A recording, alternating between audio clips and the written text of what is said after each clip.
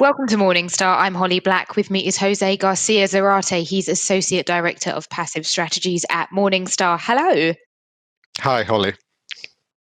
So, Jose, 2020 was a huge year for ETFs, for passive funds. What happened? Well, we actually reached the 1 trillion euro in assets under management, and that's a major milestone for an industry that's roughly basically 2 decades old in Europe. So strong growth, and 2 years in a row of inflows over the 100 billion mark. So obviously investors are really buying into the passive investing way of things. These are incredible sums of money to think about, trillion, more zeros than I can shake a stick at. Why are investors getting so interested in passive funds? I think it's basically the combination of the low cost, and as we know, there's been a bit of a fee war in passive land, and particularly with ETS, and ongoing charges are going down for both equity and fixed income, but also for ESG funds, which were very popular last year, and also the ease of access, how easy it is for investors to pick different market exposures. It's like a supermarket, really. I mean, you just basically go in and say, well, I fancy a bit of America, or I fancy a bit of China, or whatever, and you'll find it in ETF format. So it's kind of like, we talk a lot about how democratic the ETF wrapper it is, but it truly is, really.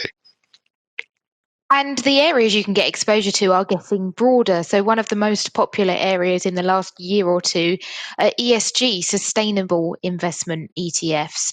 What's happening in that space? A lot. One of the key things, the key positive things about the ETF industry is how they've got a very nimble product development cycle, and they're very quick at spotting trends. And ESG has been one of the key, the most growing areas of interest for investors in the last couple of years. And ETF providers have responded with a plethora of products, both on the equity side and the fixed income side.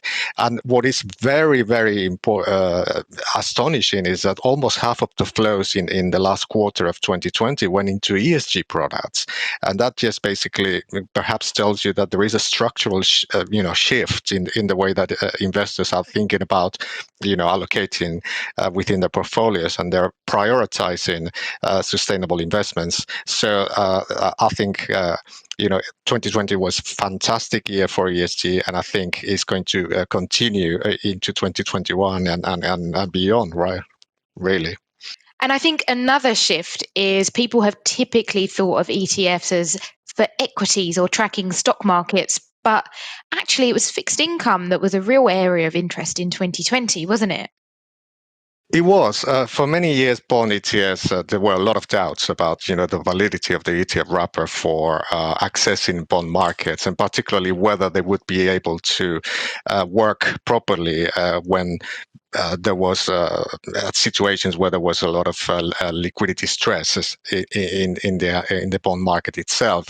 And in that respect, bond markets proved themselves to be very valid instruments because we had a massive liquidity crunch in March 2020, and the only area that continued to work more or less normally was that of bond ETFs. They continued to provide liquidity, access, and most importantly, price signals at the time when basically the market was not working correctly in any shape or form. So I think a lot of people have been converted to the course of bond ETFs, and that's going to basically support their growth in years to come. Jose, thank you so much for your time. For Morningstar, I'm Holly Black.